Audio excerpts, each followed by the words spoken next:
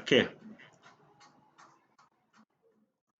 Um, so you can have a look at the data that we have here. Let me stop something from making noise, and it's this one. Yeah. So look at this data set. It was a data that was done to understand the effect or the impact of country of origin and on purchase decisions. Yeah, in somewhere in with students from Dubai and I mean students that are in those universities in Dubai, the likes of Middlesex, the likes of Bolton University. Yeah, so that was the demographic, but they were basically international students from that institution. Yeah. So of course, number one being gender, maybe age.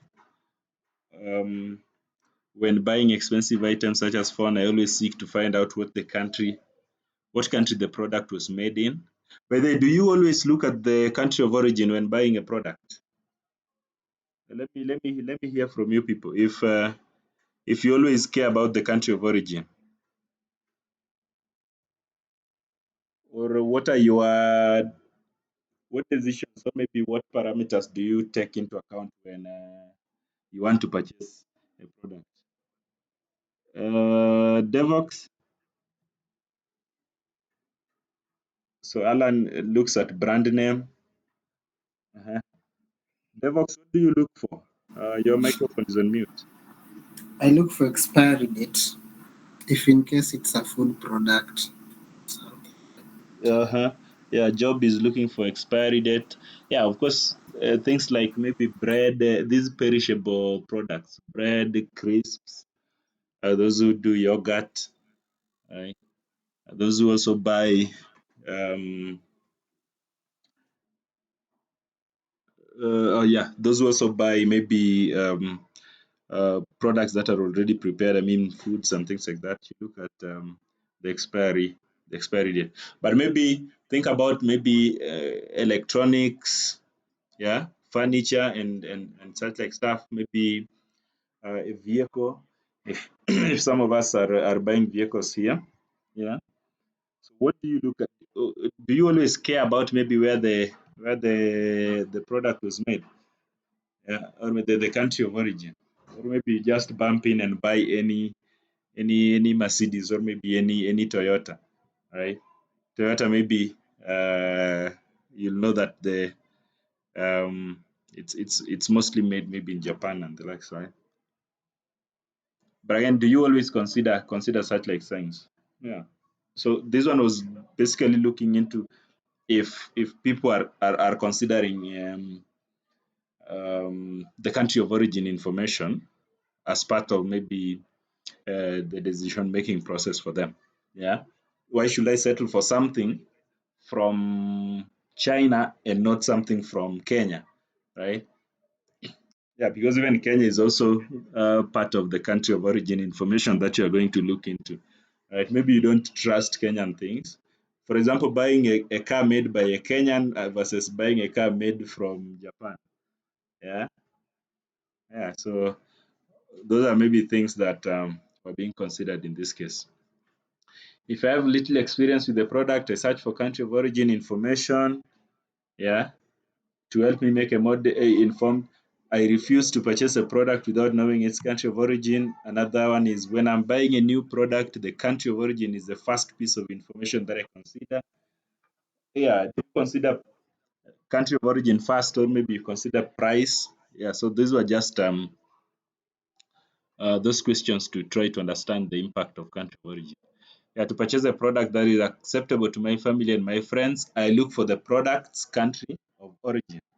Yeah, so that maybe among your family, uh, everybody is alienating towards maybe products from the US, and then you are the only person coming with something from China, and you end up being the laughing stock.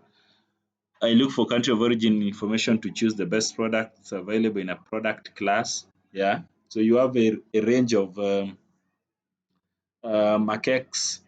So you first check which one is coming from maybe this country, which one is coming from this country, and yeah, from the list of those countries, you make an informed decision.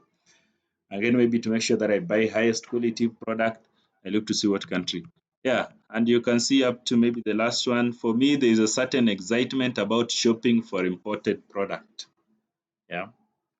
I should have also given you the research questions for this project. I don't know whether I still have it. It's yeah. I compare with my friends with the product I intend to purchase.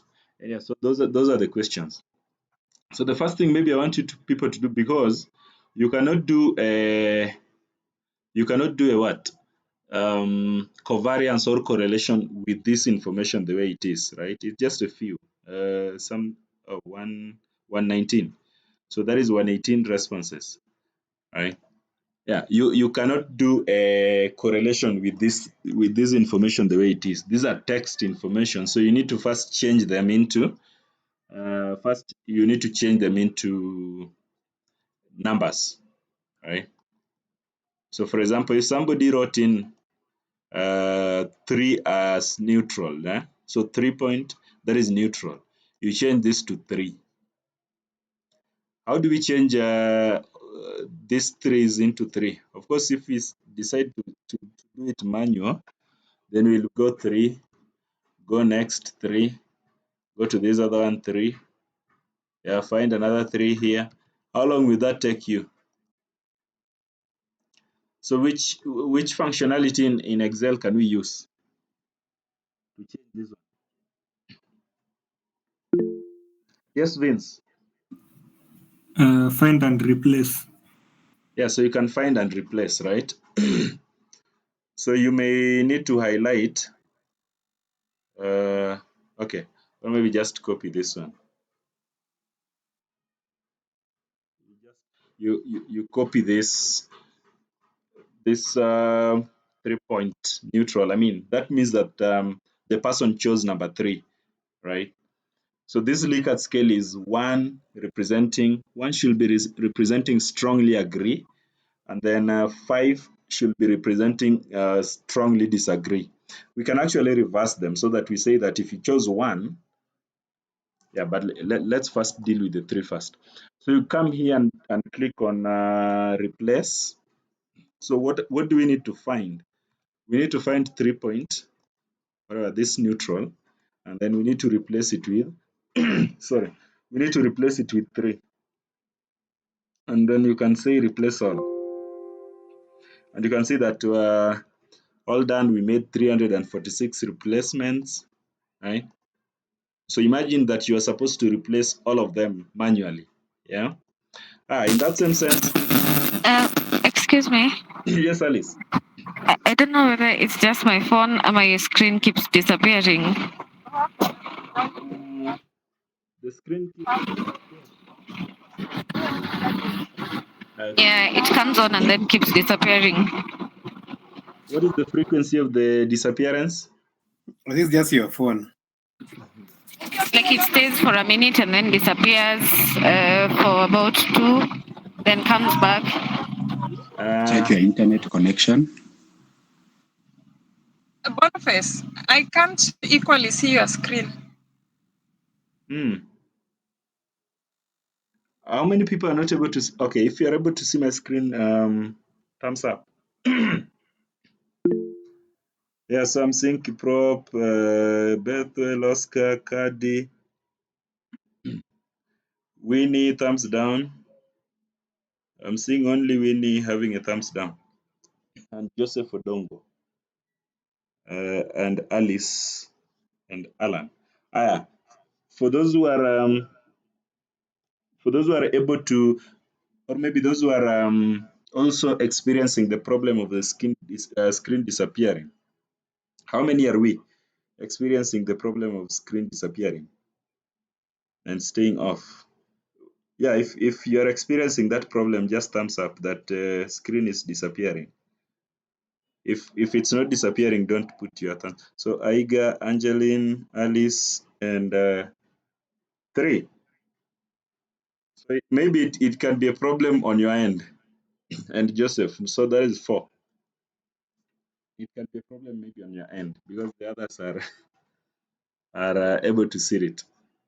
And I'm actually also on my phone, and so I'm seeing it and it's not disappearing. So that could also be a problem of connection here and there.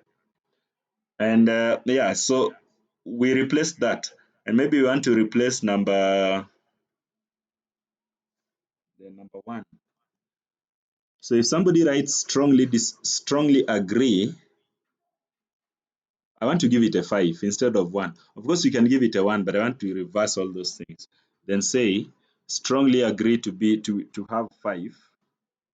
So strongly agree should be having a 5. So go back to this and replace, and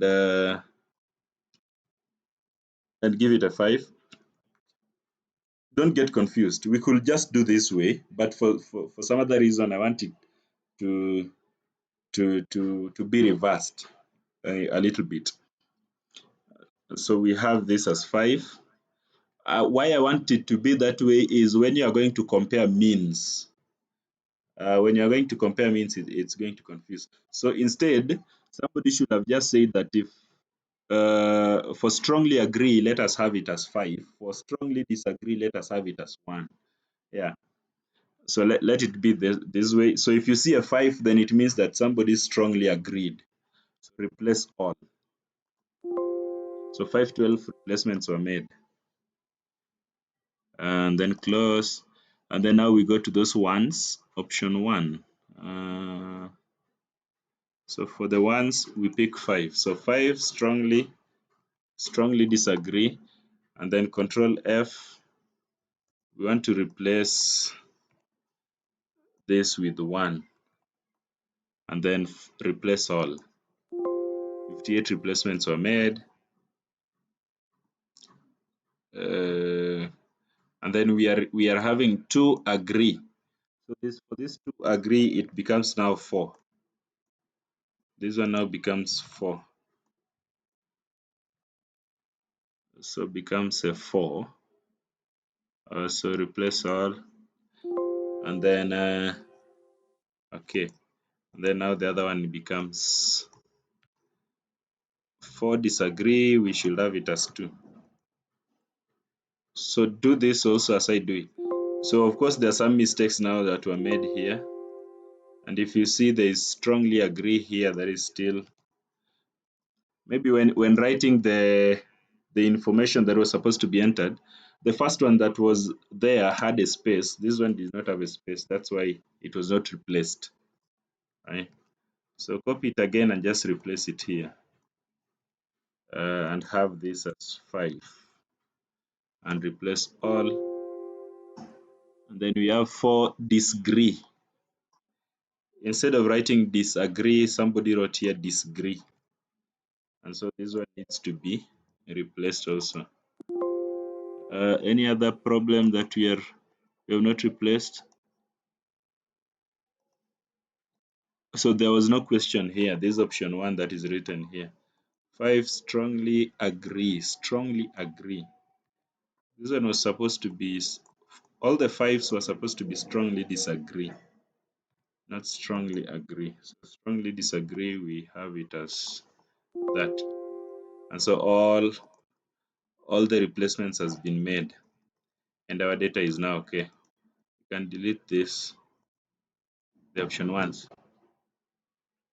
Yeah. Have you all done that? So that we see question number 3 is there, number 4 is there, 5, up to the end. Now all of it is clean. We have changed all the aspects that we wanted to do. Who is having a challenge doing that?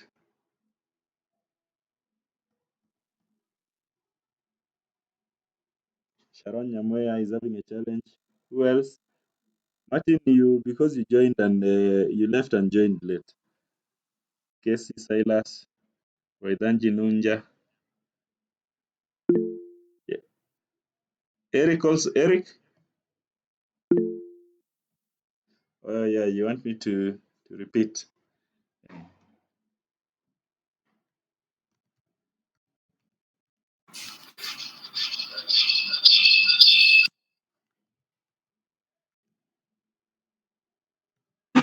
Excuse sir, inasema worksheet protected, so inakataa.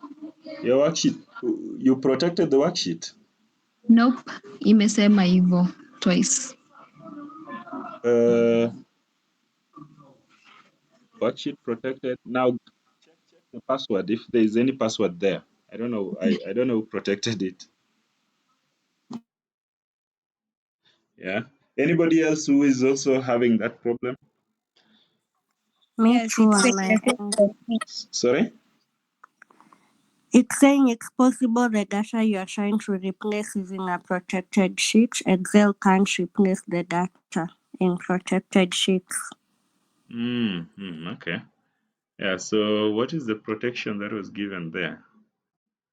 Can you check? Can you check here if there is any? Did I? I did not. It's actually asking for the password to unprotect the sheet. So which could be the password? I don't know who did any protection there. That is why or if I did any protection while practicing with you people that. Uh-huh.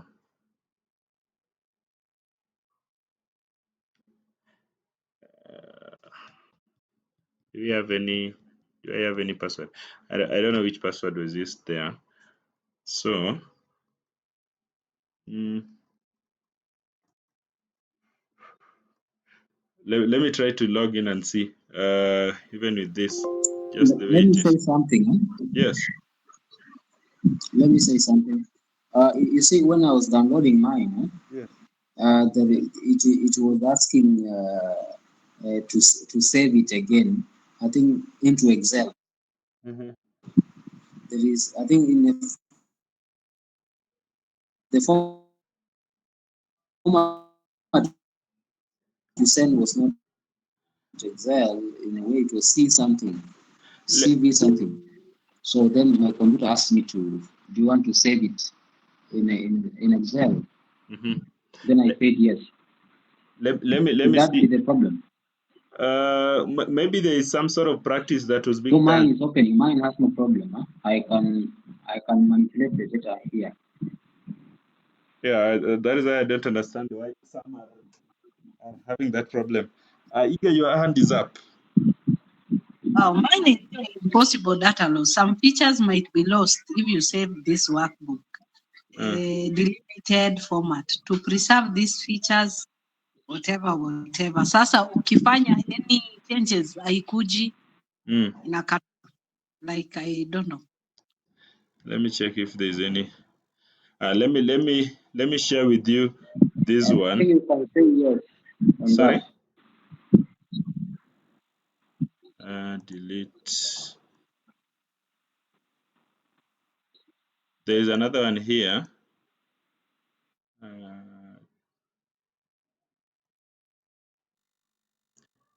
Yeah, but I had already done some sort of cleaning on it. Let me stop presenting and share with you that. If it has any other problem, then we'll pray here over it.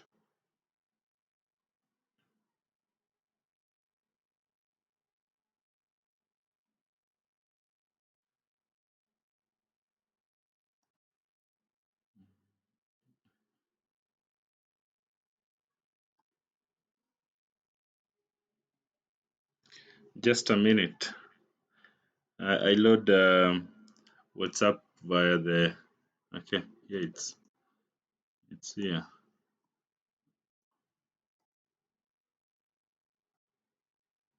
I'm thinking of a password to that, but I also don't want to give you people my password.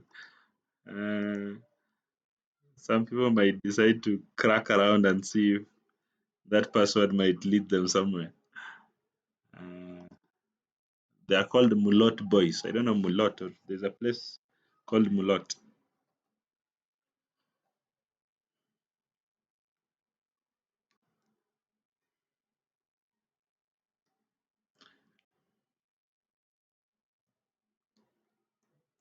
So when that comes, we will use it to demonstrate what we wanted to do, but then for the cleaning part, you'll see what I'm doing here. I mean, that is just simple using a simple way to use what? To use Control F. And so, yeah. Can you help me? I've shared the data in the WhatsApp group. So for those people who are not able to work around with that, what we had, just to watch what I'm doing here. This is just basically using Control F. Yeah, so let's use that, and then let us just use this for the demonstration purposes. So we want to maybe change information. All these things we want to change them to day one. Day one and day two we talked about Control F, how to easily replace values here and there. Yeah, Martin, your microphone is on, and it's Yeah. You may repeat that new Likert scale so that I also change mine. yeah. That is, Like, I want to repeat that. number 2 was 5. Okay, thank you. Yeah. So here it is. Let me not confuse you with maybe changing one to what. We'll work with what we had, what I've sent there. So suppose all these things we want to change them from, because we want to do covariance and we want to do correlation, right? And we want to check something maybe on regression. No, yeah, because I don't have the research questions. You can't do them without knowing like which kind of data am I including where and things like that. But we'll just use it to show steps that we need to cover. So we want to change this information here because this is our area of interest, right? This is where these are the things we want to use for to do the correlation and such like. So what you do is, so this is one strongly agree. We want to change them into numbers, right? So if you wrote strongly agree, we give you 1. So Control F, and then we go to replace. So if you wrote maybe 1 strongly agree, let it just remain as 1. So replace all. 512 replacements has been made. Yeah, we go to the next one. If you wrote 3, let us change it to a number 3. Behind, I mean, this is when you're doing your analysis. You know what 3 stands for. You know that 1 stands for strongly agree. You know that 3 stands for neutral. If somebody chose like, I'm not aligning towards any decision. I'm neither agreeing nor disagreeing, right? That is why somebody is said to be neutral. So Likert scale can be in many forms, right? High, middle, and low. That can be like a 3-point Likert scale. There can be a 3-point Likert scale. There can be a 4-point Likert scale, right? There can be a 5-point Likert scale. For example, this is a 5-point Likert scale. There can be a 6-point and even a 10-point Likert scale. So maybe you have high and low. So as somebody moves towards 10, they are moving towards high scores. As somebody is moving towards 1, they are moving towards low scores. So there can be different versions of Likert scales. Likert scales are basically used to measure the opinion, right? Tell the opinion of people regarding maybe a certain thing, right? It can be a certain, for example, this one we are talking about country of origin. What is your opinion towards that, right? Yeah, and things like that. So when somebody maybe mentioned, because this is part of data cleaning that you are doing again. So if 3 neutral, so we mention it as 3. So you are doing this to achieve a certain.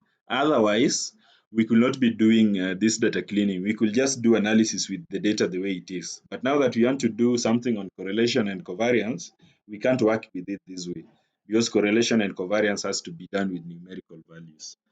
So you check that and go to 4, and if somebody mentioned 4, you have it as you just have it as 4. So we replace all, and then the 2, we have not changed it. Instead of doing things manual, you just use Control F.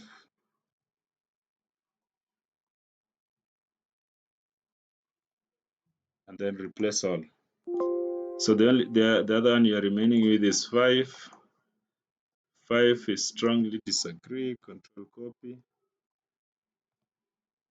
And then you have this as 5, replace all. So if you check, there are some mistakes that were made while writing this, developing the questionnaire, and then this one has to be changed again, replace all. Okay. The other one that is remaining is this strongly agree. Copy it and bring it here and change it to replace all. Sorry, number 2 is what? Number 2, just change it to 2. Agree, Jimmy? Number 2 was Agree, eh? yeah, well, number 2 was agree. So just leave it Agree. as Okay.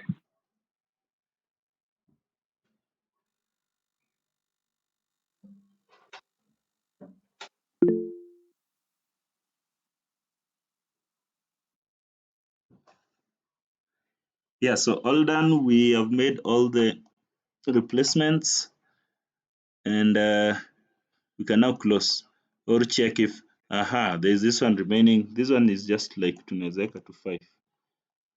There's also another one here. So instead of doing this manual work, Control F allows you to do that one touch. Are we good? Bethel, Kamau, your hand is up. Okay, on the last column, the very last one, column S, Yeah. there are spaces, empty blank spaces or rather blank cells. What do we do with them? Just delete that column. Like it. Oh, all right. Thank you. Devox, your hand was up. I was saying that I'll find another way of getting the previous of the John Excel format. Sorry? The previous solution, it was that you were supposed to save that file format in Excel workbook. Okay. Because you sent it in a CSV format. So it was protected. So if you want to save it and use it, you just have to save it in an Excel workbook and then you'll use it. Okay.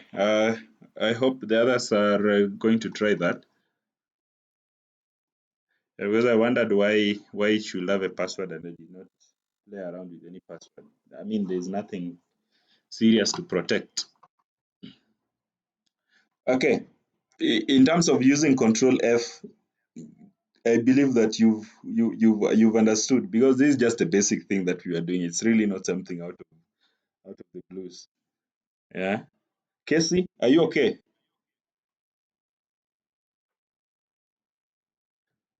Casey?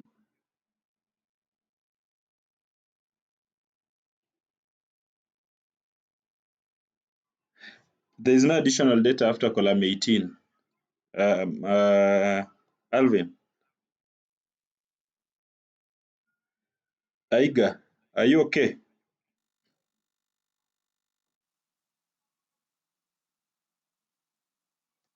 Aiga? No, With using Control F.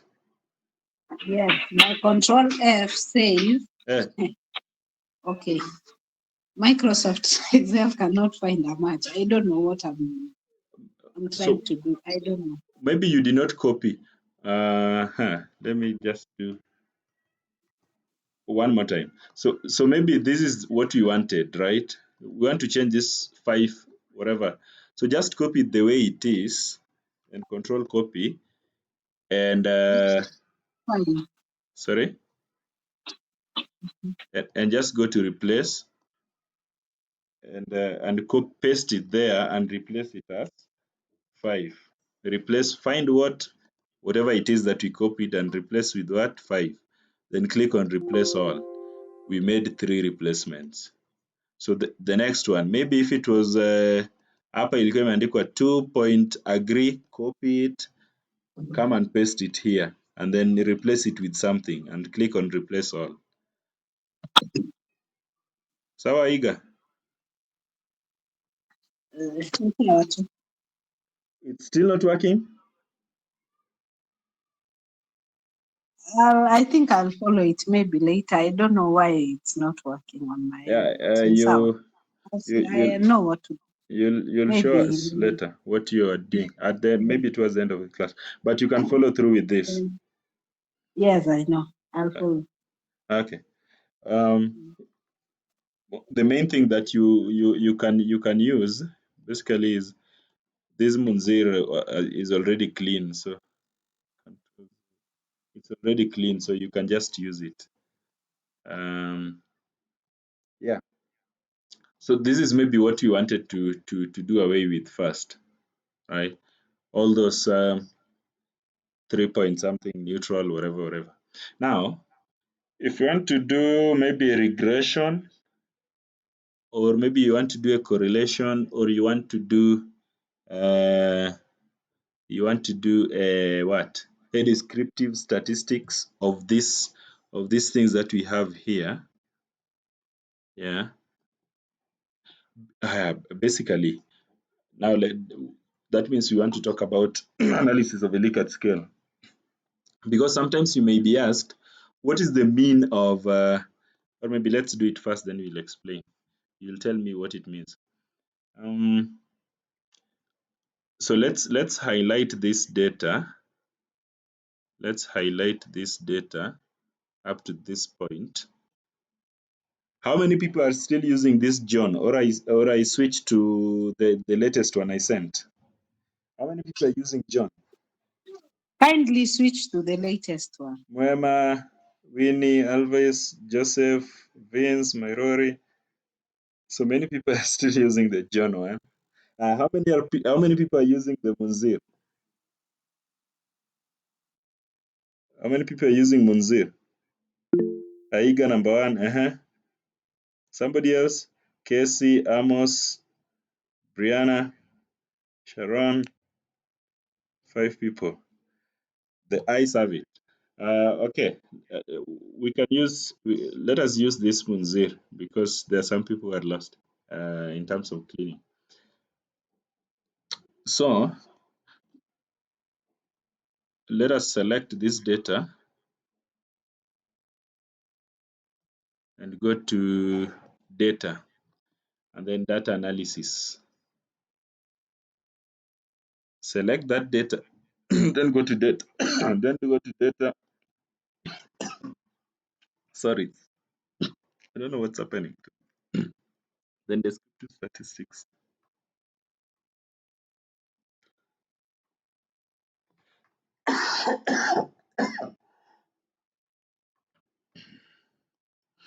Yeah.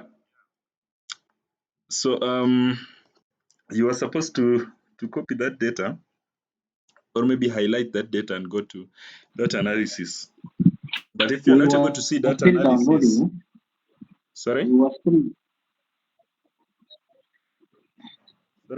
were still downloading the Mozilla. Okay. But you went ahead.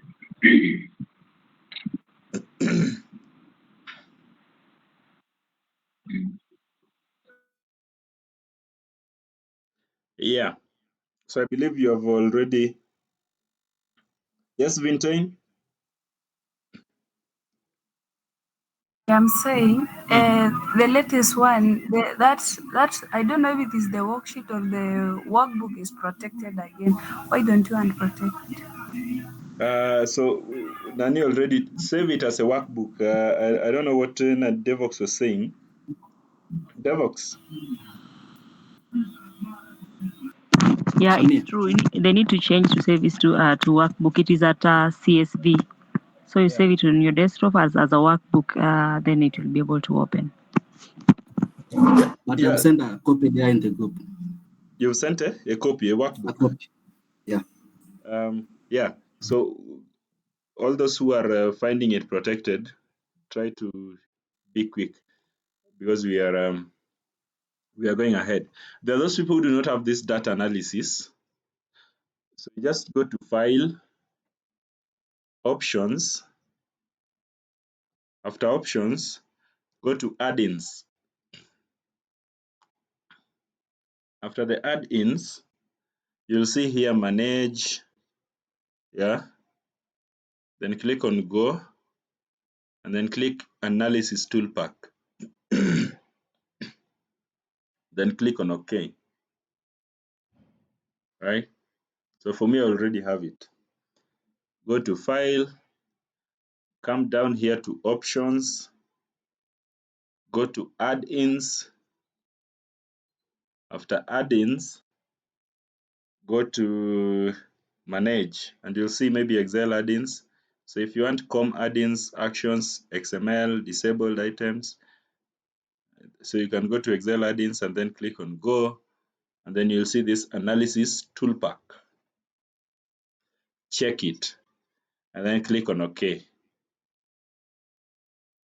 How many have done that? So if you click on OK and then come to Data, try to check if that analysis is there. Alvin is okay. Rhoda, Vince, Raban, Joseph, Casey, Brian. Yeah, so that's it.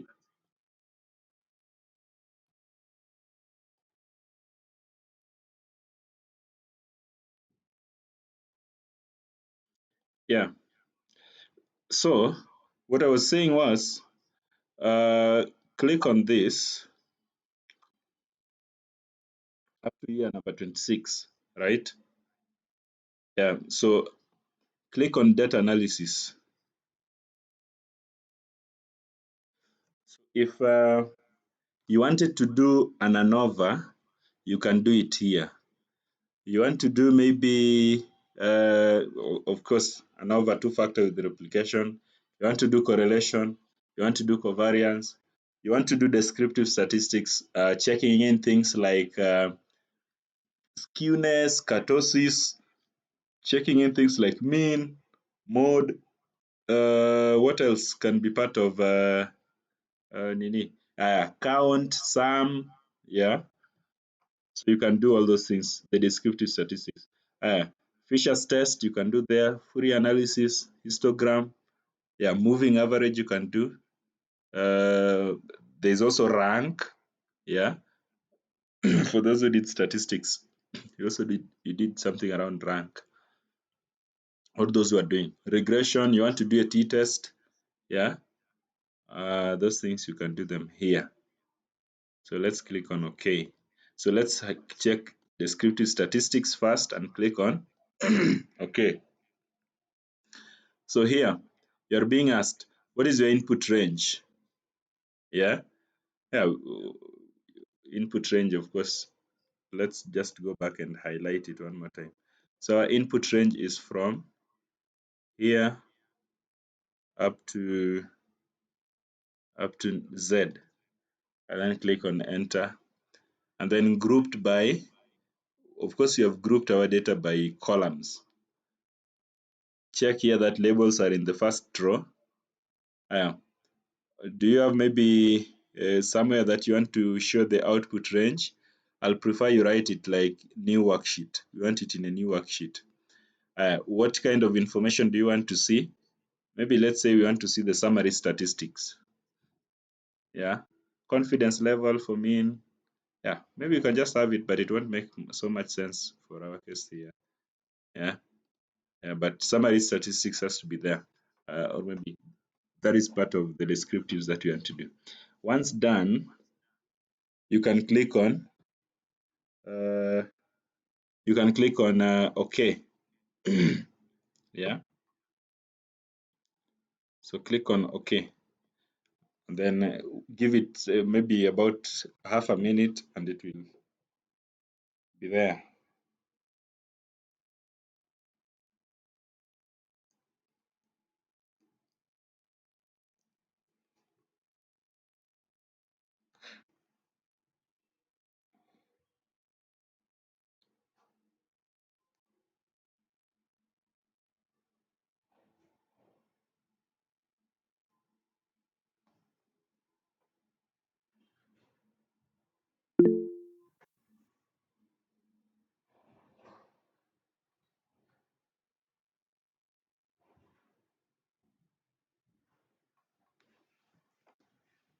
Somebody's hand is up.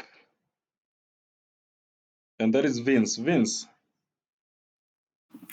Oh, yes. It's saying input range contains non-numeric data. Yeah, that means you did not do cleaning yako vizuri. Ama you've selected a wrong input range. You are supposed to select from number 5. Si hapa ndo tunataka kufocus now because maybe I did not tell you. This one, the first one, the first 3 are just, or the first 4, they are just demographic information. So for example, gender, age, education. So this is education level, and this is job category. These things are demographic information. So when collecting data, of course, first you may want to collect demographic information about the people, and then now go to the specific questions that you want. Number 1, maybe you can be having dependent variables now after you've collected the demographic information. You are going to have maybe something like independent variables, right? So dependent variables are independent variables. So it depends on maybe the study that you want to do. You want to do a study on the effect of smoking, or maybe the effect of smoking, or maybe on the health of people, right? Ama is smoking related to maybe cancer, various types of cancer. Yeah, so such kind of information. So first, maybe you've collected the demographic information. Then next you go to, do you smoke? How many boxes do you smoke per day? How long have you been smoking? I mean, those are variables that you are have you been tested for any non-communicable diseases like lung cancer, whatever? Yeah, I have one, blah, blah, blah. So then now you do a study to show the impact or maybe the effect, right? That is when maybe things like regression now comes in. But what I mean is, this information that you're having here is actually what we are using now to study the impact of country of origin on customer choices, right? Or maybe customer decision making. So you selected the wrong one. Maybe you selected all these. Or again, you might have selected this one, but you did not check that your range has headers. So what you do is go to data analysis and descriptive statistics. Descriptive statistics, then click on OK. But again, when you come here, you mention that labels are in the first row. So if you don't mention this, then it won't calculate.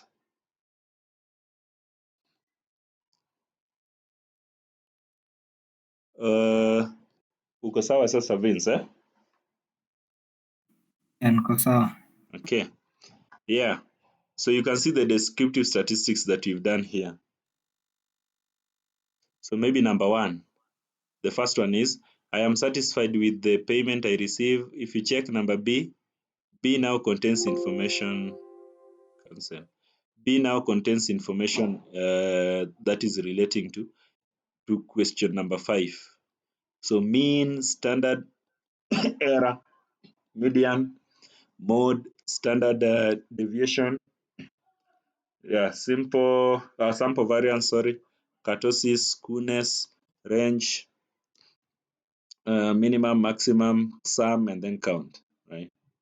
You go to C, I am satisfied with my pay rate, mean, blah, blah, blah. Go to E, question number 7, period between pay rises is reasonable. Go to this other one, the bank benefit packages. This was doing a study on the impact of motivation, various kinds of motivation to employee retention. Yeah, things like salary, things like maybe what is this training and development, if they're available within the workplace.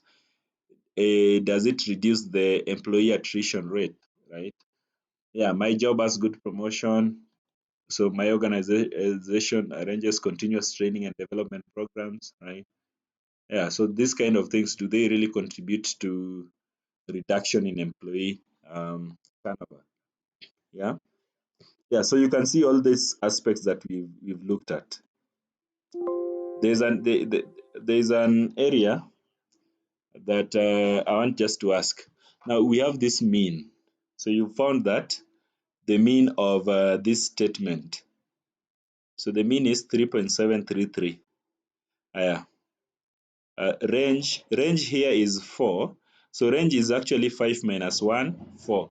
So that means that there's somebody that answered 1 strongly disagree. Or, yeah, strong. Let us say 1 is strongly disagree, and then the other person has answered 5 strongly agree, right? So that gives us this range. Sum is actually maybe somebody answered number 3, so imeenda up ikaziongeza zote. So what it has done is to sum 4 plus 3 plus 3 plus, which this data doesn't make any sense to us, right? The count might make more sense. Count is the number of people that answered this survey. I hope you've understood why I'm deleting sum, because we don't care about 4 plus 4 plus all these things. Yeah, it really won't help us in any way. When you talk about skewness, what do you mean by skewness? For those who have done statistics, what do you mean by skewness? I can try that one. Yes, Alvin. Skewness basically means the side of which most of the data is lies in terms of distribution. Yeah. There's the right, the left, and the normal distribution. So if let's say there are a lot of data is skewed to the right, then you can say it is rightly skewed, which means that how will I say it? The mean is less than the median. I mean, the median value is less than the mean, something like that, yeah. And vice versa for the left. Yeah. So that's skewness basically. So which side is the data aligned, right? So for example, if we check here, the skewness is negative, right? Negative 1.29169. Yeah, you can find maybe skewness that is positive, right? You can also find a skewness that is, so it ranges between -1. Is it -1? Or no, it's not -1. Yeah, but there's a certain range for skewness, and then where you can say that maybe data is normally distributed and such like stuff. I mean, it's been a while since I engaged with that, but skewness basically tells you whether data is towards the left or towards the right, right? Yeah, there's that example which I gave you when you have maybe 10 rich men in the village and 100,000 poor people, right? 10 rich men with extremely, not rich, but wealthy. Rich and wealthy are different. So 10 wealthy men with their wealth is really vast. So that if you find the average, you might tend to think that people are living large in that village, right? Yeah, so it tends to pull data towards one of the sides. Yeah, there's also kurtosis, there's sample variance, there's standard deviation. What is standard deviation? So standard deviation basically is standard deviation. How far, or maybe how far from the mean are the values, right? Yeah. And then mode, there is also that. So the model value, most people are selecting 4. Now I'm talking about this mean. Now, if you look at maybe our data that you're working with, people are either saying, I strongly agree, I strongly disagree. So if you look at this mean, what can you say is the general response of the people? Yeah. What can you say is the general response of general opinion of these people? Now you have a mean of 3.733. I want somebody to try. I'm going to pick you at random. So what can you say is the general response of these people?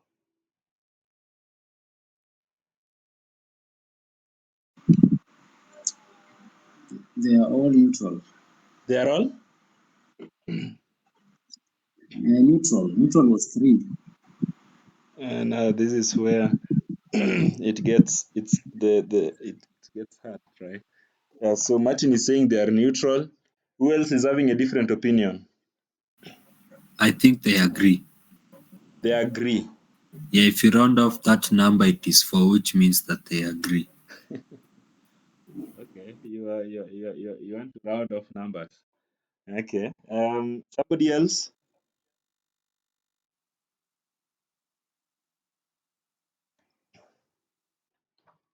I want a lady to try. Sharon Nyamuya, you are the representative of ladies. Women rep.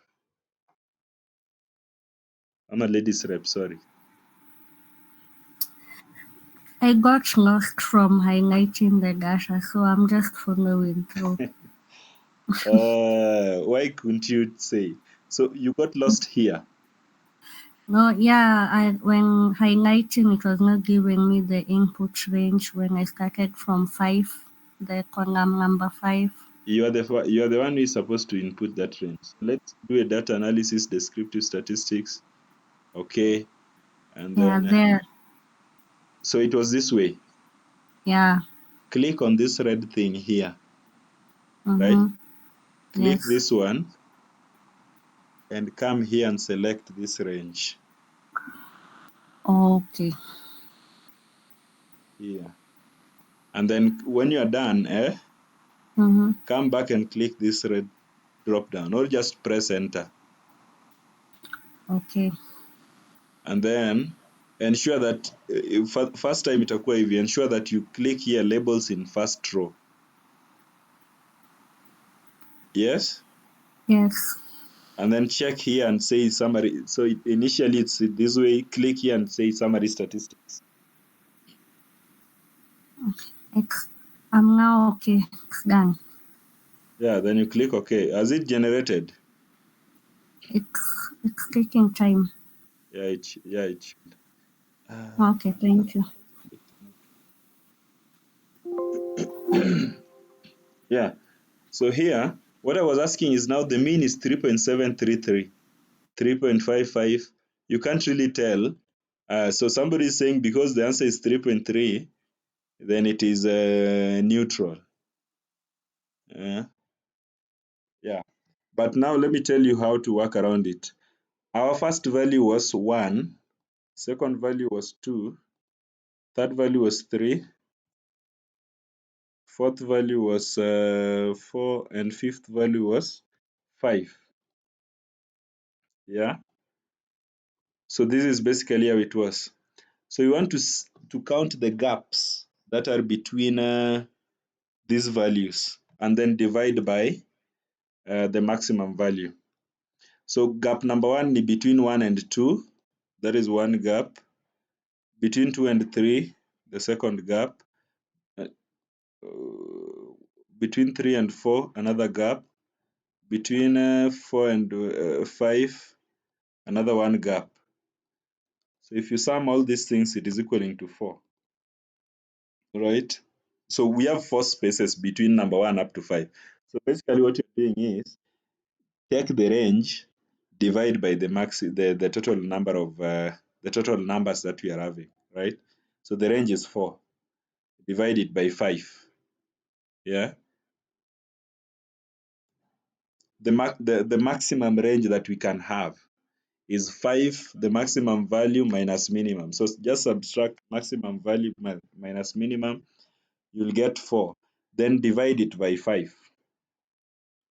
So once you get this 4, you divide by 5, right? It's supposed so for me I've written so you're supposed to divide 4 divided by 5, right? So when you divide 4 by 5, what is our division function in Excel? Yeah. So if this is equaling to 4, if it is equaling to 4,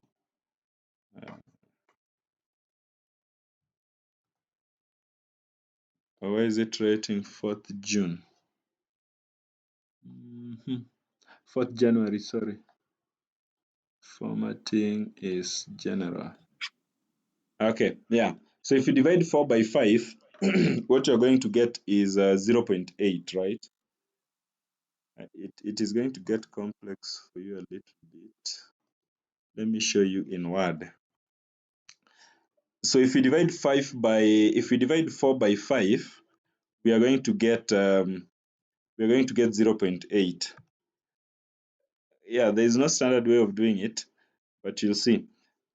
So we'll say 1 up to 0.79. Okay, so 0.79, that is 1. So let me just write it first and see. Then we'll start from 1.8. We'll go to 1.8 plus 0.79. That should be 1.8 plus 0.79. That should be 2.69. I believe so, 2.69. And then next is 2.7 plus 0.79. We'll be having 3.49. Is it 3.49? I'm at 3.49. So this one should be 2.59. And then this is 2.6. 2.6. Then this one should be 3.39. And then the next one should be 3.4. I'll find for you a video that is talking about how to do this. 3.4, then it should be plus, that should be 4.19, and then 4.2 plus the last one, which is 0.8. You will find your answer to be 5. Yeah, so we've started from 1 and ended at 5. So we divided the spaces 4 divided by 5, that is 0.8, right? And then with this 0.8, we want to add from number 1. The first value that we are having is number 1. But if we use 0.8, that say 1 plus 0.8, hapo tungekuwa na, we could be having 1 plus 0.8, which is 1.8. And the other one could be 1.81 plus 0.8, we'll find 2.61, right? 2.61. The other one could be 2.62. So there's some sort of a confusion. So that is why I started with, instead of using 0.8, I start with 0.79, like 0.1 behind the value that I got after dividing. So if I subtract 0.8 minus 0.1, it's actually minus 0.01. It is coming to 0.79. So 0.79 is the one I'm using as the steps. So 1 plus 0.79, I get this. 1.8 plus 0.79, I get 2.59. The last one, itakuwa exact 0.8, because nikitumia 0.79, it should be ending as at 4.99. Yeah, but our last value is 5. So this first range, we can even insert. Should we draw a table for this one? Control Z. Okay, let's see if it can insert. Now, so what you can do is just this and put a border inside it. Yeah. So what happens is draw a table.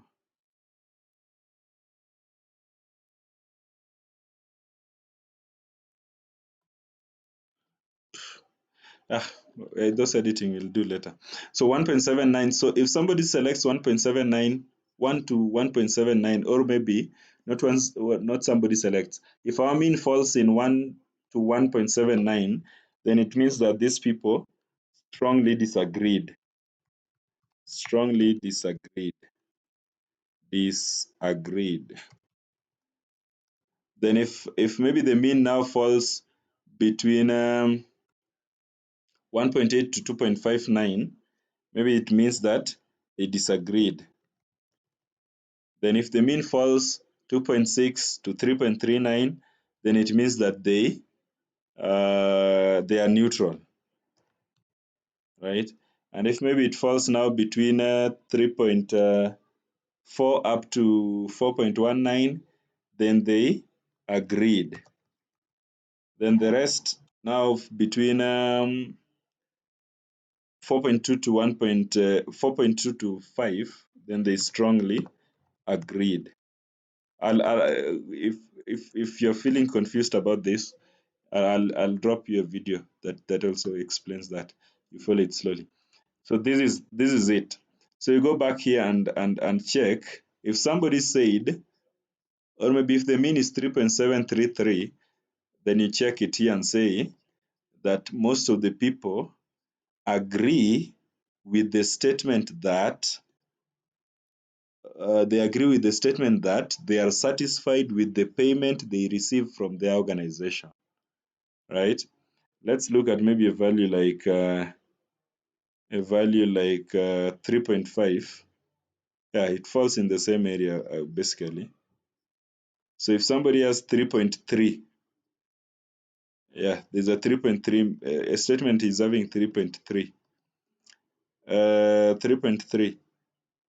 Then you check here and see 3.3 is falling in this group. So you can say most of my respondents were maybe neutral, or maybe neither agreed nor disagreed with the statement on whether they intended to quit their current job, right? I can't really say whether I want to quit my current job, right? Most people are neutral. They are undecided about that statement. Yeah. Similar to maybe something like this 3.3, you'll find maybe others like, so if you do that, John, it's going to take time. But maybe you can even find some with 4.2. So suppose maybe here we got a 4.2. You can conclude and say that most of my respondents strongly agreed with the statement that they feel they have a bright future with the bank, and so they will remain in the organization.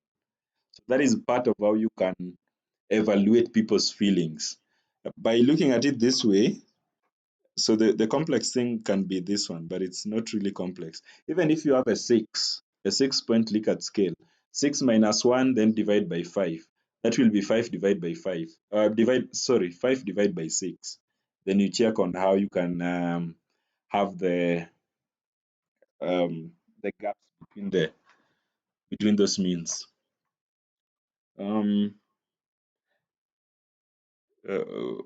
Anybody who is feeling lost? So that is how to do descriptive statistics.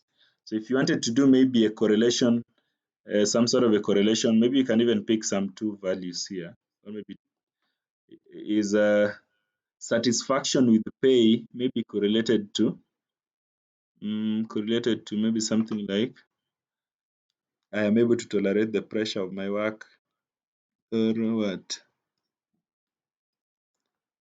My work is varied and not routine. I mean, you can, or we can just do a correlation test to see all this, how these statements are correlated to the other. Yeah. So similarly, you can just go back to data. And there is something that you also need to understand, that correlation does not mean causality. The fact that a statement is correlated with the other does not mean that it causes the other. But regression implies causality. So go and click correlation and highlight again your table up to here, and then click on that. My labels are in the first row. Do you want it in a new worksheet, or you want it in a new workbook? Maybe say a new worksheet, right? And click on OK, so that you see magic. So that is, maybe you want to do a correlation test between two statements. Yeah, if you are fond of doing research and doing or maybe doing statistics, you'll really understand what correlation is. And correlation is always between -1 and +1. Yeah. So for example, here I am satisfied with the payment I receive versus I am satisfied with the payment I receive. I mean, a correlation, when you correlate a statement with itself, the correlation will always be 1. Now, I am satisfied with my pay rate versus maybe I am satisfied with the payment I receive from my organization. Of course, a 0.78856, these two statements are correlated. Of course, they're speaking towards the same thing. If you look at this correlation, it's a strong correlation, right? So if you check, maybe the period between pay rise is reasonable versus I am satisfied with the payment I receive, it's a medium kind of correlation, right? But with a tool like SPSS, it is able to flag for you statements that are correlated with the other by putting just some sort of an asterisk on top of a statement. The two that are correlated, you'll just see an asterisk. If you look at maybe a statement, there are some statements here having negatives. Yeah, this data was also not collected, not done in the highest standard. So this is, I have already started to look for jobs versus my organization gives enough recognition for well done job. They are uncorrelated, or maybe they are negatively correlated. That means that tend to think of negative correlation as as the income levels go high, right? Or maybe as the income levels increase, happiness, maybe the more the income that somebody is receiving gets high, maybe the more happy they are. If you could possibly maybe check on something like that. Or the more somebody studies, the more the income that they are going to receive, right? So you can even try to look at a study like, is it that when I spend more time studying, the amount of salary I'm going to receive is also going to be high, right? Is there any impact, right? Are those two statements correlated, right?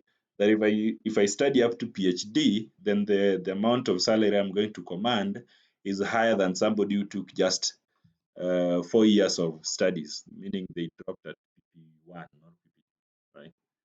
Yeah. So those are part of the things that you can try to understand with maybe something like correlation. Yeah, is it that maybe even right now you can look at the amount of taxes versus satisfaction with the current government, right? Those two statements, if you look at them, or maybe in like realistically speaking, right now in Kenya, with increase in taxes, satisfaction level also, so ni kama zinapishana. One is heading to Mombasa, the other one is going to Nairobi, right? So that is how you will really look at negative correlation. Negative correlation. You did those things again even in high school. I don't know, Boyle's law, Charles' law, something like that. When you are talking about negative proportionality, pressure increases, and then temperature does something else. So that is negative correlation, and Yeah. So if you wanted to do maybe a correlation, that is how you'll really do it. Regression, you'll also, depending on if you have correct data sets, you'll come here and do regression here. You want to regress two statements. So for example, that one where I was saying, is it that if I spend more time studying, right? If I spend the more number of years I spend in school, the more I am going to command a higher salary, right? So you want to check causality. Is spending more time in school causing an effect on the increase in salary, right? Yeah, so those kind of things, you can regress those statements and find if it's true, and check with the p-value and conclude on statistical significance. Yes. I've talked too much without asking any question. Anybody with a question?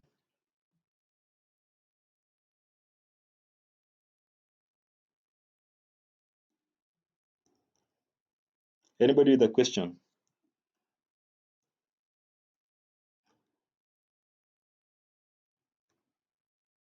Aiga, are you okay?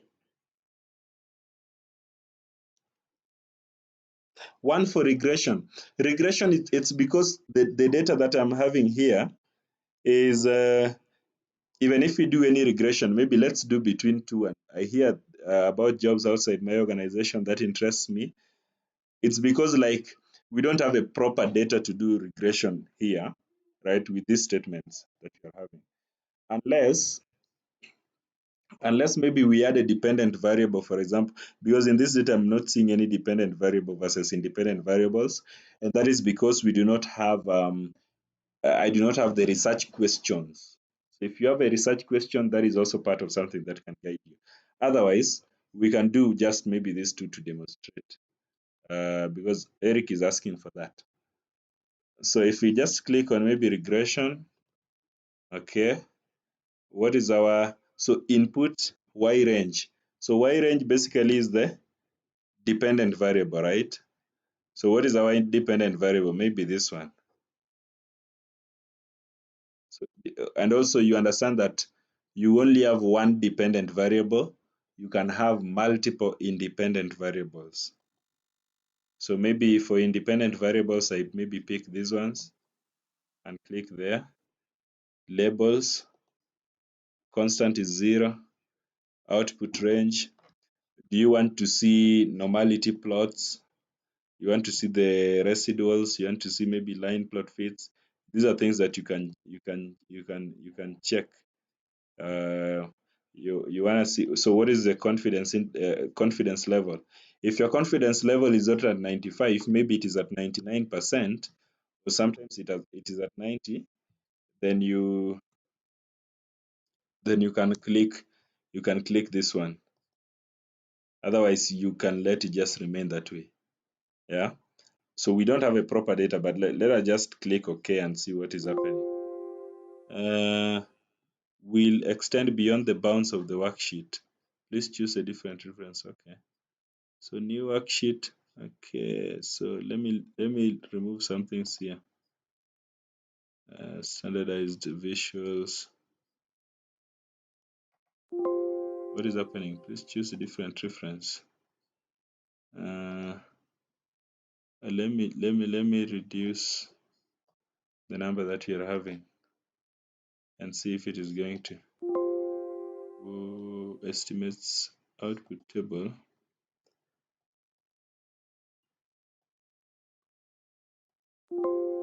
What's happening with our? Please check inputs range.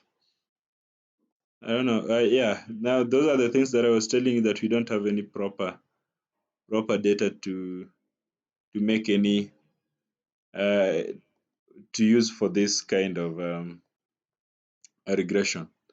Yeah. Let me even say new workbook and see if it is going to. Yeah. Eric, you can follow that process to maybe generate what you call the regression, right? Yeah, because you wanted to see it, and that is, unless there are things that are being developed here. Yeah. So you can follow that process and you'll be able to create a regression. But that is if you have a proper data. Mine is not really. Yeah, so that is it. There's something that you wanted to show, and we've not done what if analysis, but I'll just share even some extra information on that. There's that other one where we wanted to pull data from external source, where I told you that it wasn't doing anything on my end. Yeah, but if you want to pull maybe a data from the web, somebody's mic is open. I don't know whether it's a question. Yeah, it was Aiga. Yeah, so what you've done is basically doing descriptive analytics. Yeah, when you want to do a descriptive analysis of your data, follow that process that we've done. Yeah, those are tips around data analysis. Sometimes you want to pull data from the web. Kindly follow this and let me know if it is if yours has been successful. Go to data. Yeah, click on get data external.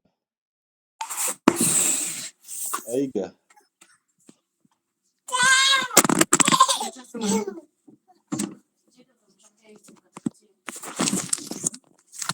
Aiga, Alice. Sorry. Alice, mute your microphone.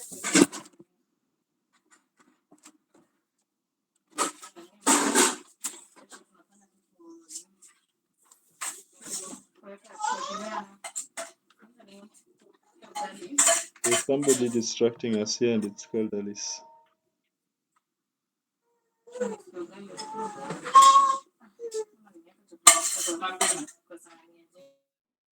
Okay, yeah.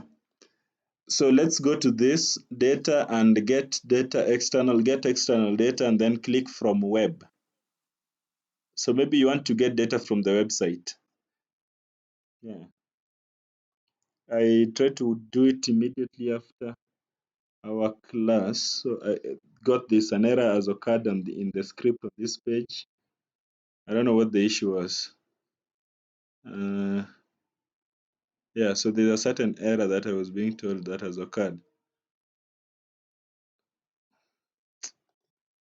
I'm still getting it. Yeah. So suppose maybe I want to get data from the website, and you have already identified which source. Yeah. You've already known which website you want to get data from. And another thing, before you get any data from the website, that data has to be in tables, right? Or maybe that website has to contain data that is in tables. Let me give you maybe an example. You want to get maybe information. Is there any website for WHO that has any table? Let's see. World Health, maybe even World Health Organization data. Official website. Do they have any? So if there is any data that is in table form, we may want to collect that. Let me look at this one. There is no table form of data that we are looking for. Let's see this global excess deaths. And maybe that table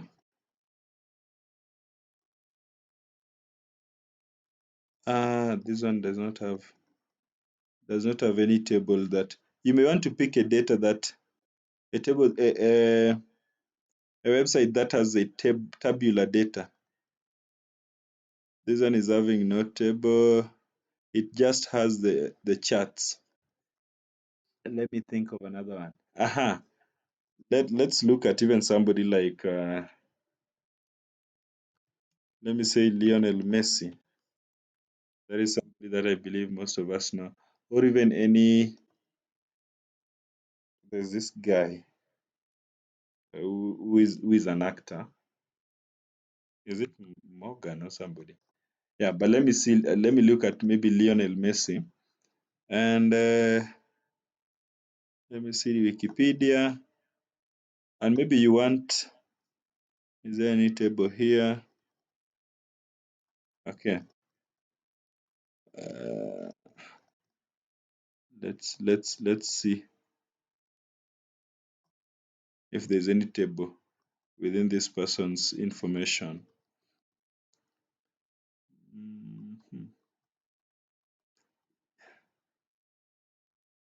Yeah, so yeah, you can even see. So for example, I believe this one should be a table if it's a table in any way. So club appearances. So if this one is a table, then you just copy this URL and go to this place. So mine is having some scripting error, and that is why it's not working. So the address. So here inside the address, you paste that link, that URL, right? Paste the URL that you paste the URL that you've copied from, which contains the table data, the tabular data that you want to upload. There's a problem here, and I don't know why it's not working, because there's a scripting error on this page.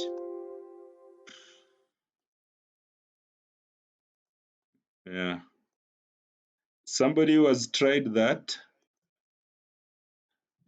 So go to data and get data from web, and then yeah, so this keeps popping up.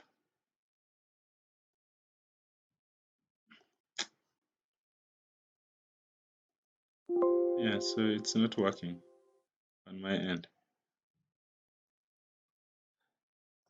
and I don't know why. So maybe click on that when Wikipedia, Lionel Messi, and then go. Maybe WHO, you have identified a certain area where you want to get a certain table data from. And then if you click here, you can see click this next to the tables you want to select, then click import.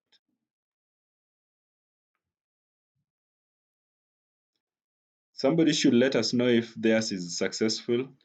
Mine has some sort of errors.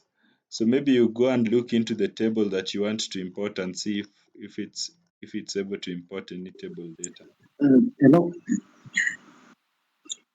So you go to down up to where that table is, the table that you wanted to import. So maybe if this one was our table, it should be having maybe this red thing for us to click, so that we click here on import. Yes, there's a question. I've heard somebody speaking. I was requesting that you drop for me that link. I didn't browse. This was just an example, because we were looking at information maybe from World Health Organization. We are looking for information maybe from somewhere like WHO and the likes, but we did not get any tabular data. So whatever it has copied here is nonsense, because mine has some sort of a problem. The errors that we are getting, it should not be copying it that way. It should be taking it to Power Query. It should just be able to select the table that you wanted, takes it to Power Query, and then maybe you are able to clean that data. I don't know if I try it with Office 365 if it is going to work. Let me see if we try it with Office 365, the InDrive.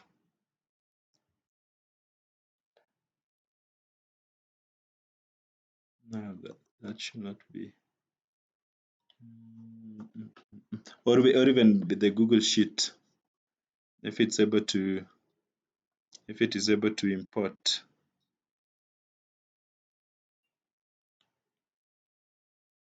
Do we have that section to get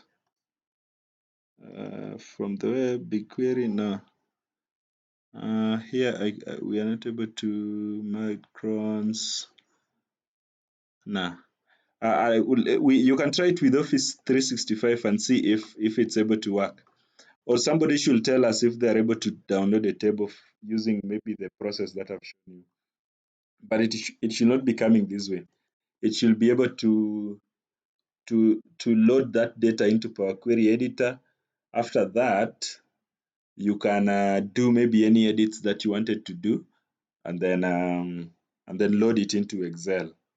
And from there, you can be able to refresh that data anytime an update is made on that platform, or maybe on that website. That data can be refreshed inside your Excel. Yeah, that is why this one is nonsense that has been brought in here. Yeah, anybody who has tried it and given us maybe any progress? I'll just go ahead and delete all this.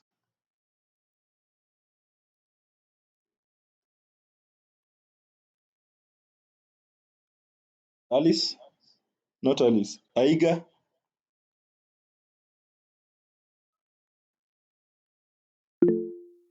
Yes, I've Bethel.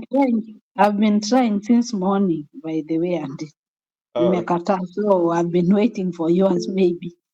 Yeah. So mine is, I don't know the scripting error that I'm getting here. Maybe I'll need just to check with my with the Excel that I'm having. I did not try it with the one online. Yes, Bethel.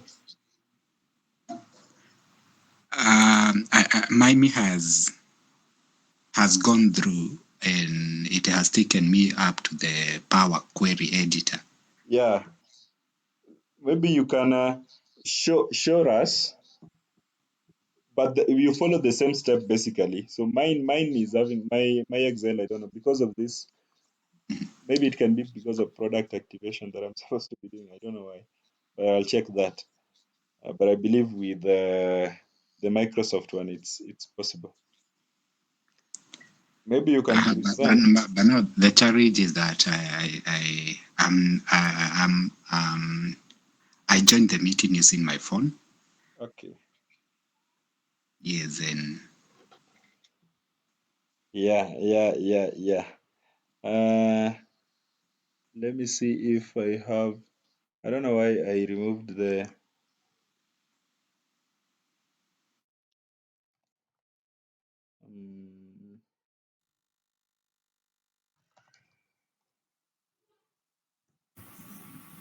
Boniface, I think I've shared some links. Maybe you can have a look at them. Yes. Let me try this one. And just see if it is working on this other end. Let us use this OneDrive. Let's try it out and see. So in data, so this one is data from picture, data from data tools. No. Workbook links, queries and connections. So how do we use this online one? So queries.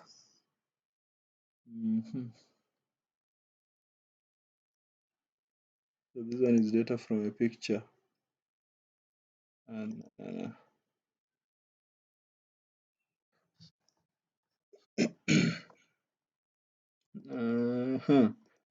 I'm not seeing that option for us to get. So this is queries and connections. Workbook links. They're not links. Yeah. Not seeing any area to click and get data. Where have you shared the links, Martin? Alvin, sorry.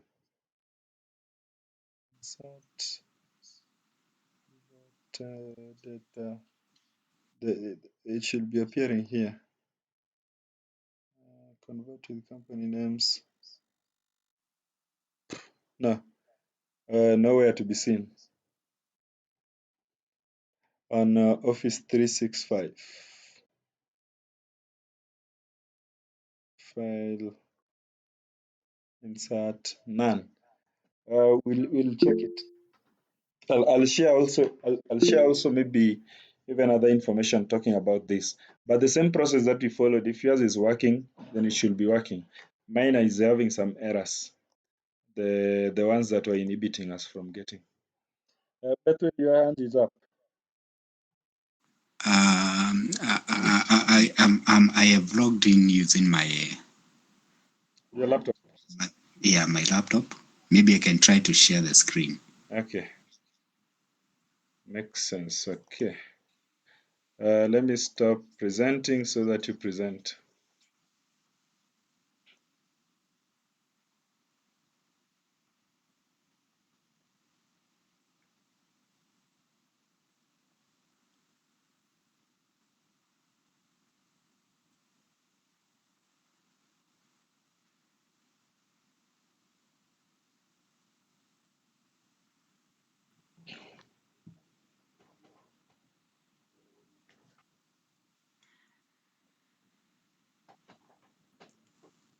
Yeah. So that's what I have right now. Yeah. This is how it should be. Can you remove? Just repeat the step so that they repeat the step. Okay. Yeah. So I close this one. Yeah, you can close that and discard. So I just highlighted on a blank cell, and then I went to this option from web. Clicked on it, and they told me to input the URL. So from there, I went to the website directory. The website. Let me Click the first. Click the other one. Yeah, that one. That one. Then I just searched for Messi directory, and then I copied the URL from here. This one, like this.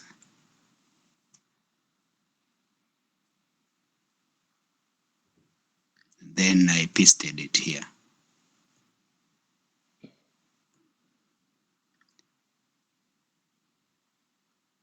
Yeah, that is how it should be appearing. Yeah, though it took some time to load. Yeah, then it gave me an option to select a table. Yeah. I picked the first one, table 1.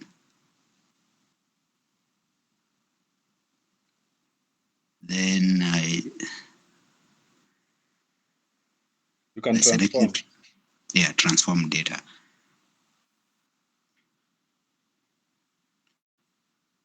Yeah. I ended up at that point. Yeah, so here maybe you need to do some cleaning here and there before loading it. Can you scroll down? Okay, yeah, so you can just load, close and load. I close and load. Yeah, you can close. Click on that side, close load. No, up there, go to, not that side, no.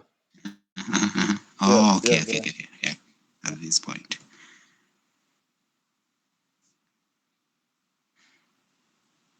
Yeah, I believe it's still loading.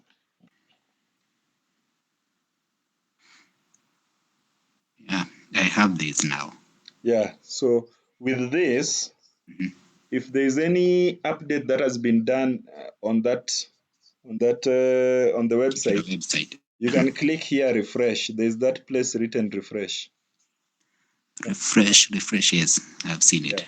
So maybe this data is you are coming back to check it after even 3 weeks, or even maybe leave alone 3 weeks. Maybe you collected or maybe you copied data from the web that is for stock prices, and stock prices do change after every after every hour. The stock prices has changed. So you can just be clicking refresh.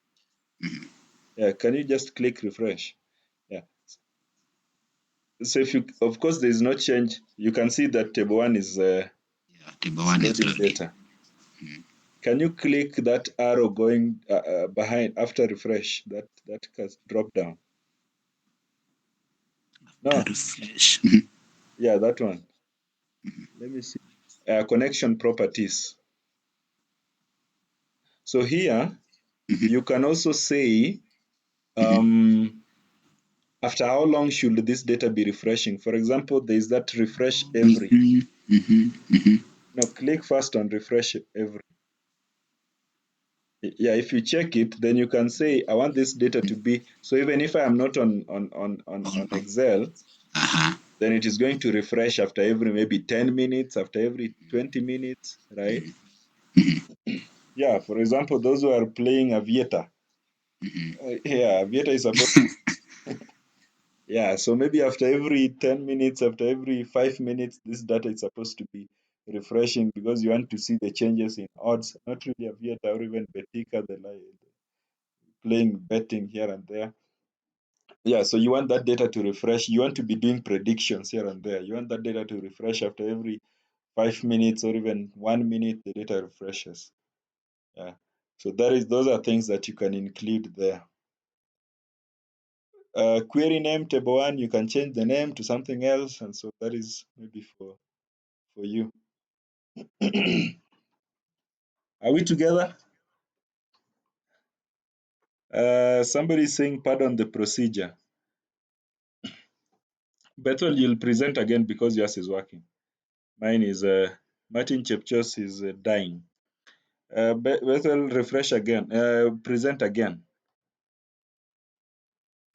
All right. Excuse. Yes, Martin. Maybe let him share with us the link he's using. Perhaps we can go together. Yeah, let me set the link on WhatsApp on the group. Yeah. Okay. I'm sending the link on the group. Yeah, but again, do it again so that people understand. Sometimes you may want to, and why it is advantageous to copy data from the web is the fact that it can refresh. Now, suppose you needed those table and you are going there to that table and copying and pasting in Excel. So that means that every time you want to use that data, you're going to copy and paste, copy and paste, copy and paste. And think of it as data that is changing frequently, right? Data that is changing after every 10 minutes, after every 2 minutes. So you want to be, after every 2 minutes, you are going to the online to go and paste and, yeah, which cannot be really inspiring. Bethel, you can repeat you can show it again so that people sees what you're doing.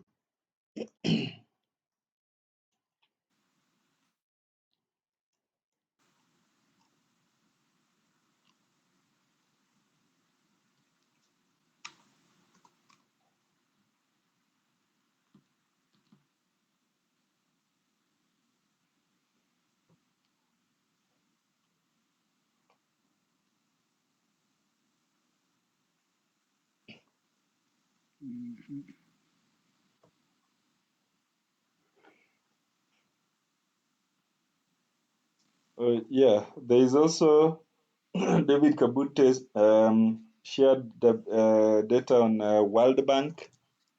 Yeah, you can also, not data, but the link to World Bank, which you can also try to work around with.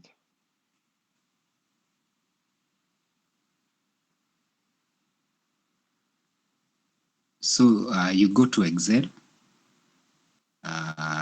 you select a blank cell,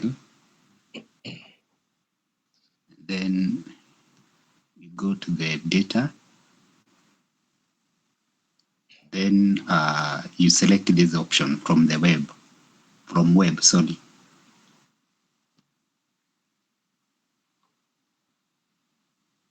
Then once you click on it,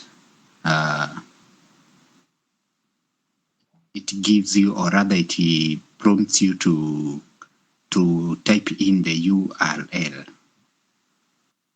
of the website where you want to import data from. So now you go directly to the website. Can you search, Bethel? Yes. Can you search this one that David Kabute shared? HTTPS W Central Bank. Right. Just try and see. Central Bank. Okay, HTTPS. Full colon. Then the double slash. Then, yeah, double slash and then www.centralbank, just to see if there is any data that can be extracted there. If it contains tables. Centralbank.go.ke. Yeah, that one. Can you check if there is any tabular data? Yeah, maybe this one is table, right? Posted on 0802. Yeah. Can you just copy that URL and go and paste it? Just copy that one, yeah.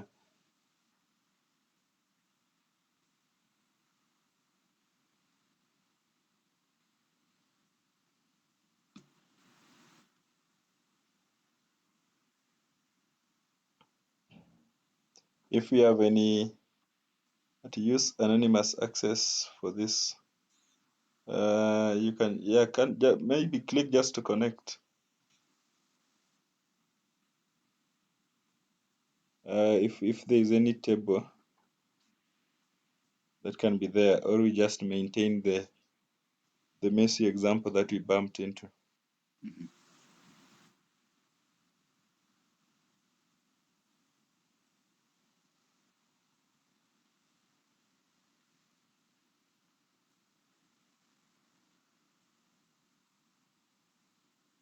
Yeah, so it is working again also. So I'm assuming there's a table.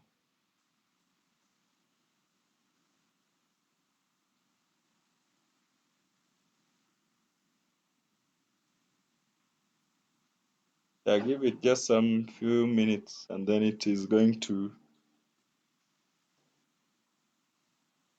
maybe it's still fetching. Still searching.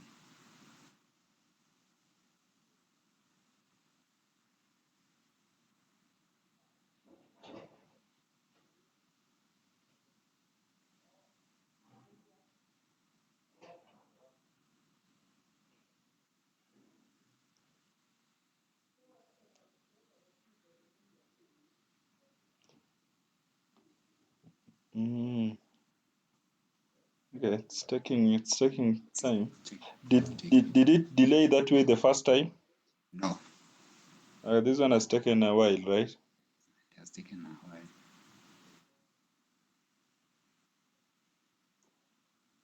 Yeah, but even if it doesn't work, but this is like the process for us to get that data, because it's taking time. Yes. Eric. Stop sharing. Yeah, Eric.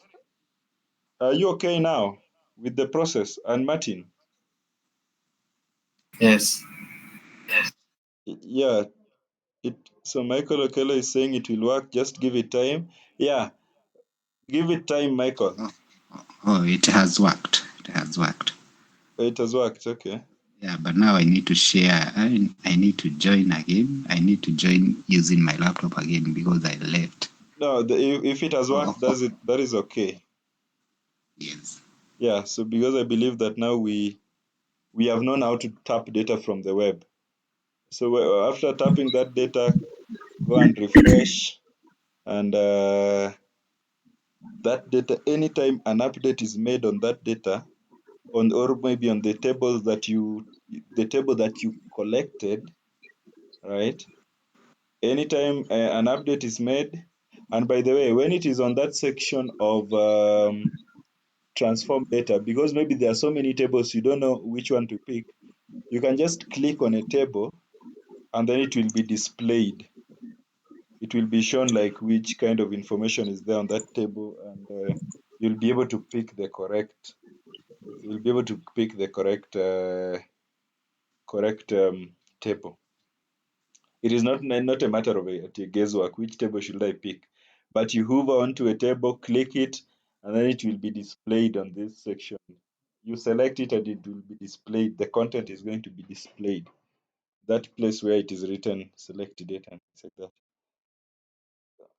Yeah, that is it.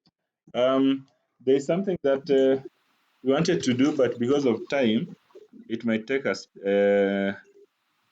quite a while. It needs some sort of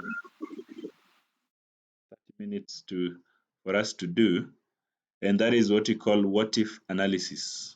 This is called a what if analysis. There is a simple video that I was looking at, and I'll just share it again with you. But I started by telling you that maybe think of it that you want to know at which pricing am I supposed to use, right? So suppose I have maybe information about that is let's see if we can do it in the remaining 8 minutes. If not, we drag by just some 2 or 3 minutes and then we leave. But think of it that you have maybe parameters like price, you have something like quantity. I'll share with you this exact information. What are the total revenue that oh, sorry, I'm not sharing my screen. Okay. So, I am ready for you people to stone me. Yeah, so these are the things that I was mentioning, that you have maybe price, you have different parameters like price. Let me do this. I don't know what is working. What is the problem with that? Okay, cancel.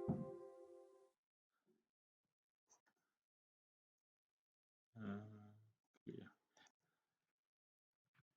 So I want to write price. I want to write maybe something like quantity. You want to have like total revenue. You want to have something like expenses. So what are my total expenses? The total expenses that I'm having.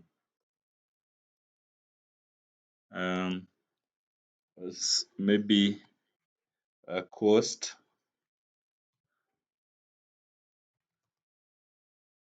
Maybe this can be the cost of raw materials, right?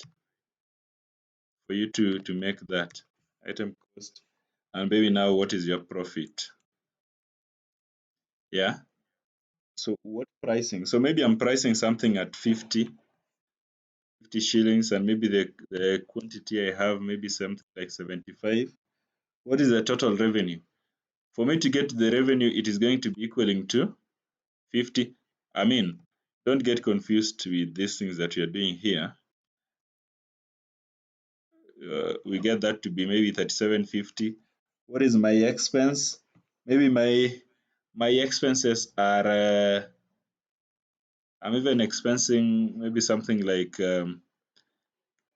my expense maybe 300. And then what is my item cost? Maybe item cost is now, sorry, my expenses. So maybe my expenses can be something like because item cost and expenses is going to bring in a confusion. Maybe think of this as maybe even storage expense. You are somebody dealing with the warehousing, and then now your storage expense is this, right? And then you have item cost. So item cost here is now going to be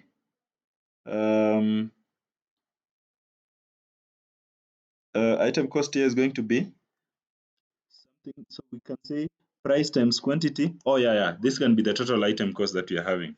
So let me say this is equaling to quantity times price as the total cost, or maybe so that is 3750.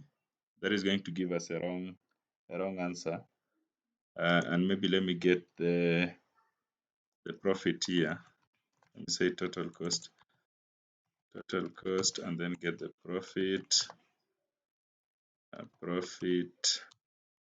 Total cost to be. So item cost, what can we say the item cost to be? Maybe the cost of manufacturing this, and then take it as something like 800. Yeah, or maybe something like 800. Or take that item cost, the cost of making all that maybe to even 1,500. And then the total cost is going to be equaling to item cost, the cost of making that item that we're having, plus storage expense, which is going to be 1,800. So you realize that maybe for your profit is going to be 3750 minus 1800. So 3750 minus 1800. You're going to have maybe a profit of 1,950. So it can be in Kenya shillings or what. Now, sometimes you may ask yourself that at what price, or maybe what number of quantities should I sell for me to get a certain profit? So for example, how many products am I supposed to sell for me to get a profit of even of 10,000, right? So you will come here and maybe try different. So if I want to get a profit of 10,000, I may come here and say maybe let me change this to 100. I'll get that it is 3,200. If I change it to 500, I'll get that the profit is 2320, but I want a profit of 10,000. If I change it to maybe 250, the profit is 10,700. If I change it to maybe 240, 10,200. If I change it to 235, it's 9,950. So you come again and change it to maybe 236, you get it to be 10,000. I mean, you will be doing so many guessworks for you to get to the profit that you are desiring, right? That is where something like goal seek comes in. So sometimes maybe we could not even get maybe this exact value. So we've just done trial and error until now we get to this point. So this is where now what if analysis comes. So you start with maybe something like a scenario manager. Yeah, a scenario manager. So scenario manager. Here you first define your scenarios, right? So for example, let me see scenario 1. Yeah. So you define various scenarios to maybe get to your goal. So let me say add a scenario here. So what is the scenario name? So maybe scenario name we say something has happened here.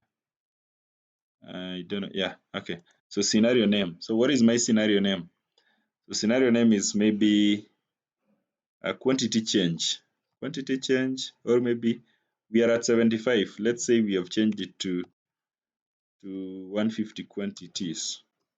Because I'm asking myself, how many products, how many units of product, that is quantities, should I sell to get to a certain profit, right? My goal is to get to a certain profit. So what is the total amount of goods that I need to sell, or the total amount of goods that I need to produce for me to get to a certain a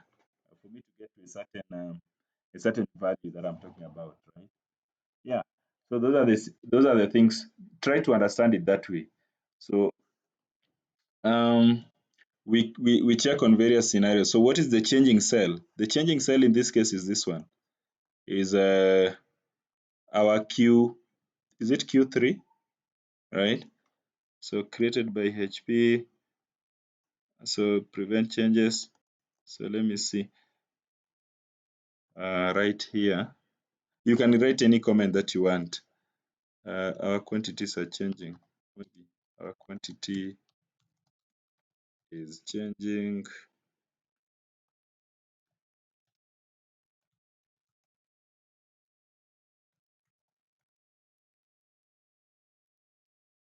Our quantity has changed to 150. What is our changing cell? Maybe our changing cell is the cell that is containing quantity, right? So this is this C3 that you're having here is the cell that is changing, because we want to change from 75 to maybe 150. What is going to be our profit margin if you change from 150 to, then you click on OK. Enter the value for the changing cell. So the value, we want it to change to 150, and then you click here on add. Yeah, I can add another scenario. Maybe I change it to this time to 200, and I see what is going to happen. Changes to 200. Protection, prevent changes. Okay. Enter the value for each of the changing cell. The value is now 200. I'm adding another one. I don't know what is writing here, but okay. Let's try and see if I change this one to 250 and then changes to 250. 250. Let me see if we have 3 scenarios, because I've been writing 3 scenarios. Okay. Yeah, okay. Yeah, so I have 3 scenarios that I've added here, 200, 250. Now, if I want to add another scenario, then I can write it there. So if I click on show, let's see what is going to happen if we click on show. Something is not happening. This one should be showing. Somebody confirm if they are able to proceed from this part. So if I click this and click on show, okay, yeah, you can see. If I click on quantity 150 and click on show, you'll see that my profit is 5,700. If I change to 200 and click on show, you'll see that my profit is 8,200. Yeah, it's changing actually. 250 show, at my profit is coming to 1950. It's because maybe there is an issue with that last one. Scenario name 250 quantity, and then okay, yeah, I did not change this one to 250. There's an issue there. 250. So you can see different scenarios that we've created. So if, as compared to that other one which you are doing guessworks and such like stuff, so you can create different scenarios that you want to check. So if I have it at 150 quantities, what is going to be my profit margin? If I produce 200, what is going to be my profit margin? If I do 250, what is my profit margin? You can check different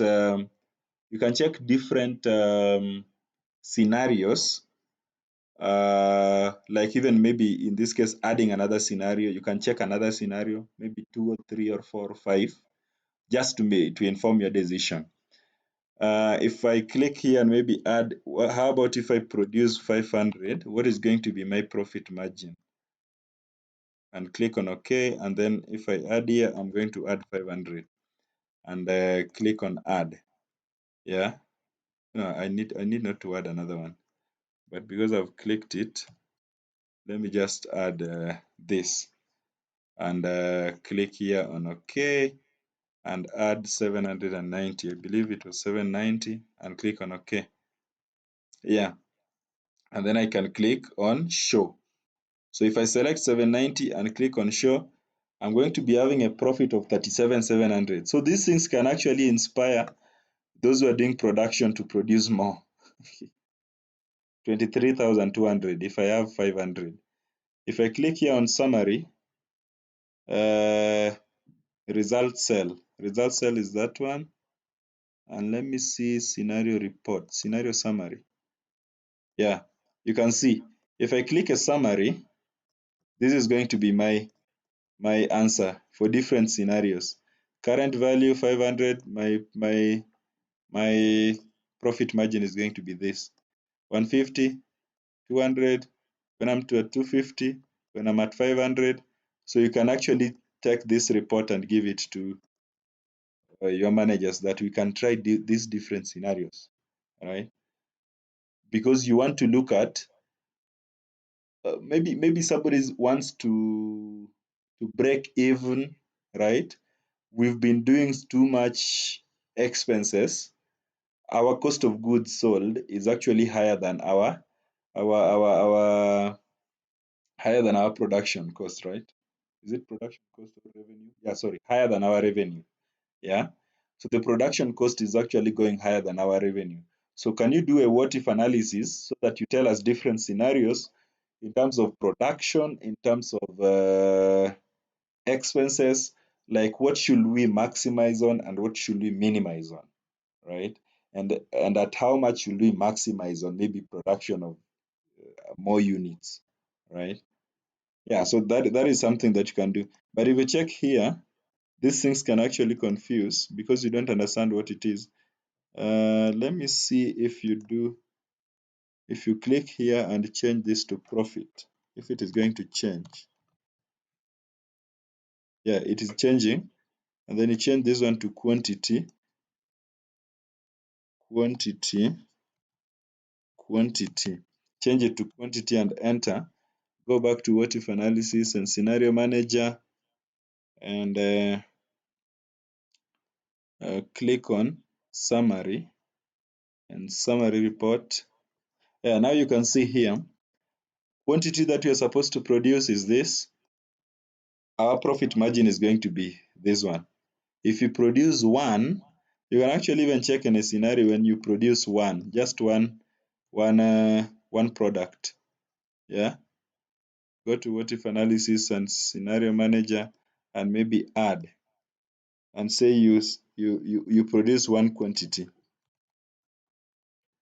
and add and click here on OK. What is our quantity? Is 1, and then click on OK. So one quantity and show. If you produce one quantity, we are going to be at negative 1750. So this maybe was our starting point. Or if you produce 0, we are actually going to be at negative something else, right? Yeah, if you do that math, maybe you can be at negative 1800, I don't know. But if you produce one quantity, we are going to be running at a loss of 1750. Now create different scenarios to tell the manager or tell the production manager that we are supposed to be producing this number of units, right? We are supposed to be producing maybe from 50 onwards. So if you produce from 100 kuendelea, we are actually going to be making crazy profits that is able to sustain the organization. That is what scenario looks at. Yeah. Because of time, there's also another one that you can see which is goal seek or data table. Goal seek also it's more or less similar, not really so far from from scenario manager, but I'll share with you something that talks about that. So I have only that to share. What if analysis only. Yesterday, Martin, you were asking about something. I don't know how to group rows or maybe group data. Yeah. So you can actually maybe highlight the data that you want to group. So you highlight there and maybe come to group. So you can group them that way. So you can play around with this. I believe this is what you're asking. Martin, yeah? Yes, I'm following, but repeat again. Okay. Where's the group up here? So you highlight. Okay. You highlight maybe the data that you want to group. So if you are on home, go to data and then click on group. So group rows or columns or automatically create an outline. Right? You may want to do that and click on that. So you've grouped this information from number 4 up to number 12. So if you click this plus, you can see that number 3 jumps to number 14. Okay, sawa? Yes, Martin? I don't see group at home, but I'm seeing it in the data. Yeah, that is where we are. Mm-hmm. Yeah, in data, that is what I'm saying. Like you go to data and then click on group. Okay, yeah, I've seen it. Yeah. Okay, thank you. Welcome. Yeah, I believe that is enough for us on Excel, and we are supposed to be continuing with SQL now from next week. Any question before we drop? Yeah, Amos Sumbi is asking, sir, what if the quantity, storage, and item cost are all changing? If the quantity, storage, and item cost are all changing. I believe in this case now maybe it depends on the focus, on maybe your focus points, right? So here we've said that maybe storage expenses. Okay, if it changes, by the way, if it changes, it is going to change the total cost here. And this total cost is subsequently going to affect maybe your profit, because the profit is C4 minus C7. C4 minus C7. C7 is total cost. Total cost, if storage cost changes here, total cost is going to change. If total cost is going to change, profit margin is going to change. So what we used here is actually tied together, right? Amos. Yeah. Yeah. Martin is asking what is a CSV? Somebody to tell Martin what a CSV is. And I mentioned it sometimes in the past. Excel saves data or maybe saves information in different formats. So suppose maybe I wanted to save this book 1. Go to File, Save As, and maybe I want to save it in. I want to browse and maybe say, yeah. Before I even say where I want to save it, I want to save it as Excel workbook. I can save it as text, that is tab delimited, or I can save it as comma delimited. So Excel saves data in different formats, right?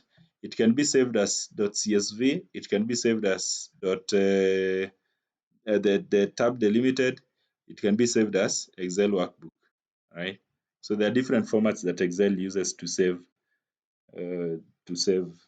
All these are formats that you can save Excel worksheets. So it's just a format to save. The same way maybe R saves with the you'll see maybe .r there. Python saves with the different structure. SPSS saves with .spv and .savs, right?